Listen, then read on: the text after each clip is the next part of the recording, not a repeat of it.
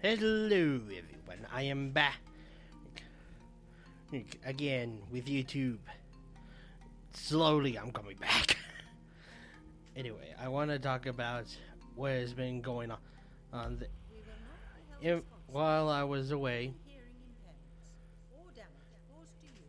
I'm slowly coming back. But the reason why is I've been busy with college and work, which just slows me down to the point that I have barely enough time to do recordings and editing and whatnot. But I just want to make sure that the channel's not dead, and I am glad that you guys have still been subscribing to me and staying subscribed to me, and hopefully I will get back to playing the games I have already been playing. So what has been happening while I was away? Well, I just turned 21 on the 22nd of June. Yeah, my birthday has passed. And, well, it was a pretty good one. I had my first beer, I went to the casino, and, well, that's pretty much all I did. It was pretty good. Now, before I go any further, what I want to talk about, to the people on DeviantArt, I am working on a new artwork for the 4th of July. It may come before or after the 4th of July. It all depends upon when I'm actually going to get it done. It all rests on my part. But again, to the people at DeviantArt, thank you for looking after me. It's been such a long trip between DeviantArt and YouTube, along with everyone on Twitter and Tumblr. Also, again, guys, thank you so much. Now, we're done with all the celebrating and updating and all that. I want to talk about a specific thing that happened recently. It all started on Mutahara's channel, Some Ordinary Gamers. If you guys don't know them, go check them out. He's pretty interesting, and he brought out something that is mainly true. He brought out a complaint to Destiny that is not only true about Destiny, but it's also true about next gen games. I mean, the consoles, there's nothing wrong with them. They're pretty good. But the problem exists in the games, where we're lacking the gameplay and more of the graphics. Now, if you love the graphics, I have nothing against that. I thought the graphics are pretty good, but here's my gaming structure. Mine is gameplay. First is gameplay, second story, third is graphics. Graphics is the last on my list. Is for my three structure. My first one is the gameplay. The gameplay has to be exceptionally good. The gameplay has to be exceptionally good to the point that I'm gonna love it, and I don't care about the graphics. It's like, if the gameplay is good and the graphics of the story is not is up to par, I don't care, because I'm more into the gameplay. Story, I could deal with that. Graphics, okay. But if there's like lack of gameplay, then that's really not a game. It becomes quantity over quality, and that's the problem we see in movies too. Anyway, back to video games. Now, I grew up on old 18-bit to 16-bit games. The ones that next-gen gamers would call outdated. And I'm not saying for most people, I'm just saying for some who really don't like the older consoles, or not even aware of the consoles. If it becomes more of a graphics and less of the gameplay, that's not a game. That's not a game. That's more of a lines of a movie.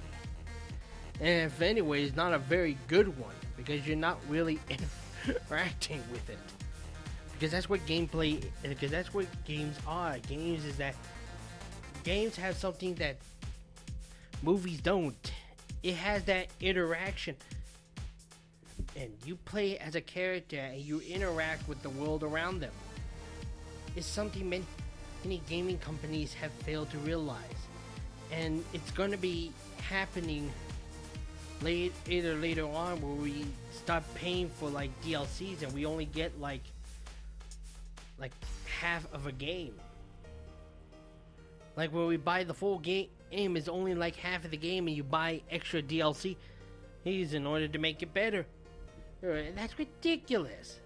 That is ridiculous. Now I'm not saying all the next gen consoles are like, well, not next gen consoles. I'm not saying that all the next gen games are like that. Like here are some of the few that I like your next gen. Assassin's Creed Black Flag, Wolfenstein New Order, and Far Cry 4. Those are really good next gen games. Why? Because they focus more on the gameplay. They do have the good graphics to it. But when we start focusing more on the graphics and how good the game, and less on the gameplay, it's no longer a game. In any way, it's more like a movie. Not even a good one if the story doesn't even come out to really good as well. Like for example, Five Nights at Freddy's. Yes, the gameplay, hey, is just you sitting in a chair and looking through cameras, making sure the animatronics don't get through. But it's just the fact that the horrifying part is that what happens if the animatronics get a hold of you? That these are robotic creatures. They're not like man who you like easily overdo. These animatronics are probably twice as stronger than you are. But what makes it interesting is because Scott Cawthon has like a lore behind it. He has a lore, a very mysterious story behind it, and many people have been trying to solve it for years. Is basically what he did, and I wish many games would have done it, is that he puts together, it's like he doesn't tell the story very fully. He just shows out some random video. He just shows up some random hints, and he lets the fan base figure it out, which is great. People love that, and that's what gameplay is. It's an interaction. And that's probably the best interaction.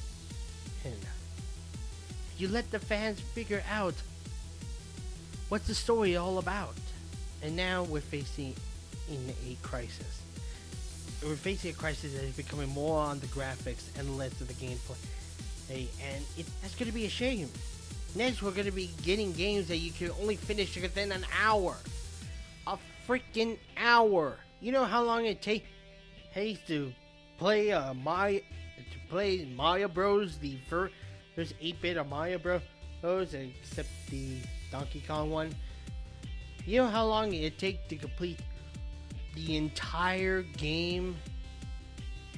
It gone up to a total of freaking 12 hours. 12 hours to complete all of it without going through the cheats. That's a lot of time. But it gives the players a satisfaction. It's not hard or easy, but it's at a medium difficulty to the part that people come out satisfied that they finished it. And I played those games. I played those games to the brim of my neck. Heck, I played to the brim of my neck that aches. That's what I meant to say. I don't know how does that make sense. Anyway, I played it and I felt satisfied. I just put it down and I just looked up and felt relieved. Then comes to a game like, I don't know, freaking